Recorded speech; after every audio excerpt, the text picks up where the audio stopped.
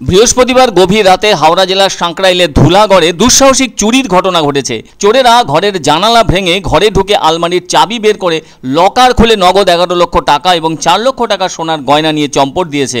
পরিবারের পক্ষ থেকে ওই চুরির ঘটনার ব্যাপারে সাঁকরাইল থানার পুলিশের কাছে লিখিত অভিযোগ দায়ের করা হয়। পুলিশ অভিযোগ পেয়ে তদন্তে নেমেছে বলে জানা গেছে। এদিকে পুলিশ সূত্রে জানা গেছে, সাঁকরাইল থানার অন্তর্গত ধুলাগড় হাজি সাহেব পাড়ার বাসিন্দা তথা জরির দোকানের মালিক মির্জান সিপাইয়ের বাড়িতেই ঘটেছে চুরির ঘটনা।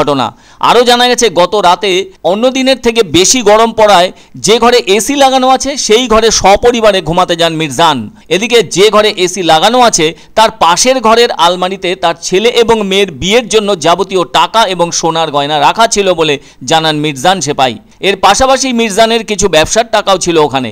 গতকাল চোরেরা গভীর রাতে তার বাড়ির ছাদ টপকে বাড়িতে ঢোকে।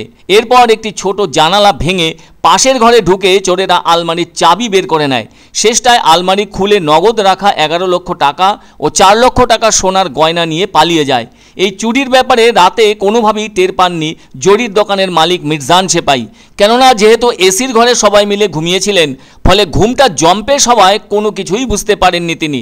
শুক্রবার সকালে ঘুম থেকে উঠে বাড়ির লোকেরা দেখতে পান আলমারি খোলা এবং ঘরের জানালা ভাঙা।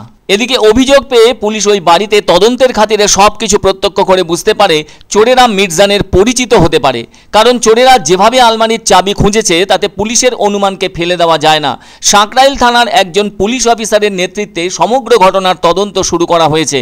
এ ব্যাপারে পুলিশের প্রাথমিক অনুমান, বিয়ের জন্য রাখা অতগুলো টাকা এবং সোনার গয়নাগাটি বাড়ির আলমারিতে যে জমা ছিল সেটা চোরেরা জানতে পেরেছিল। তা না হলে তো আলমারির তালা ভেঙে চোরেরা তাদের কাজ হাসিল করত। অথচ তারা জানতো ঘরের চাবি সম্ভাব্য কোথায় কোথায় থাকার কথা। ফলে তারা ঘরে ঢুকে কোনোভাবেই আলমারির তালা বা লকার ভাঙার বিন্দুমাত্র চেষ্টা করেনি।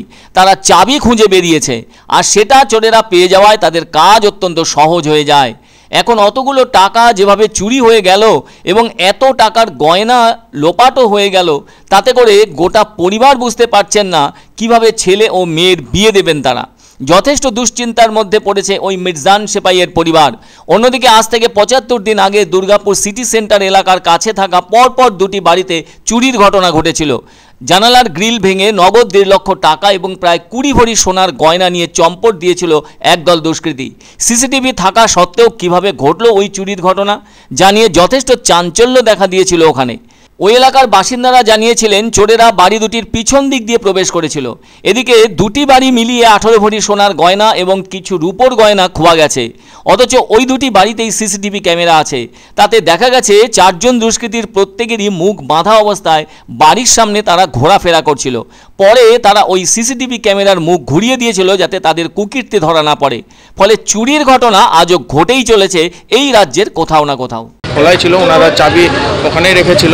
এটা এমন না যে ব্রেকিং হয়েছে, হাউস ব্রেক করে ঢুকেছে বা দরজা ব্রেক করে, সেরকম নজরও পড়লো না। তো যেটুকু দেখলাম যে কোথার থেকে হয়তো আগে থেকে ইনফরমেশন ছিল বা কিছু রেকি করা হয়েছে, কারণ প্রপারলিভাবে পার্টিকুলার জায়গা থেকে জিনিসগুলো নেওয়া হয়েছে।